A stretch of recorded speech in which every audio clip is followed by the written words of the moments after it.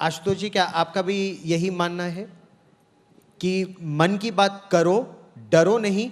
लेकिन कुछ कलाकार, क्या उनको ऐसा लगता है कि अगर वो अपने मन की बात करेंगे तो हो सकता है काम भी ना मिले? भैया ये मेरे मन की बात है। मेरे मन की बात पे आपका आईएसआई मार्कर लगे इस बात को के लिए मैं आपका मन कैसे तैयार करवा सकता हूं? मैं मेरे मन की बात कर रहा हूं। मेरे मन की बात में आपके प्रति हुज्जत नहीं है, आपकी इज्जत है।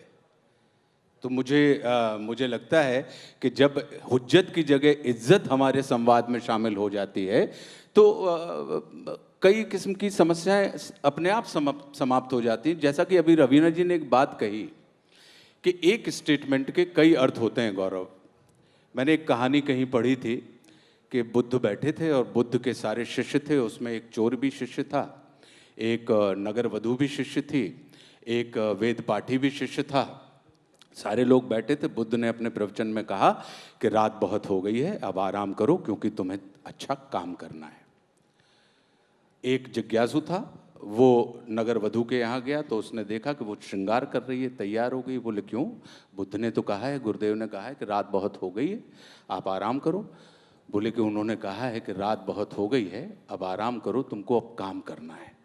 तो अब मैं उसकी तैयारी के लिए अपने आप को तैयार करने के लिए जा रही हूँ। चोर के यहाँ गए तो चोर अपने चोरी के हथियार निकाल रहा था कि कहाँ पे मुझे खड्डा खोद के कहाँ पे सेंध लगानी है और कैसे घुसना है। वो उसकी तैयारी में था। क्यों?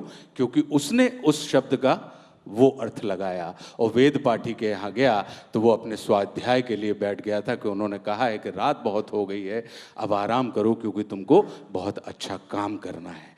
तो ये आराम की स्थिति। तो कहने का अर्थ ये है कि हर स्टेटमेंट व्यक्ति क्या कहा गया है की अपेक्षा व्यक्ति क्या सुनना चाहता है इसके ऊपर निर्भर करता है। क्या लिखा गया है की अपेक्षा व्यक्ति क्या पढ़ना चाहता है इसके ऊपर निर्भर करता है।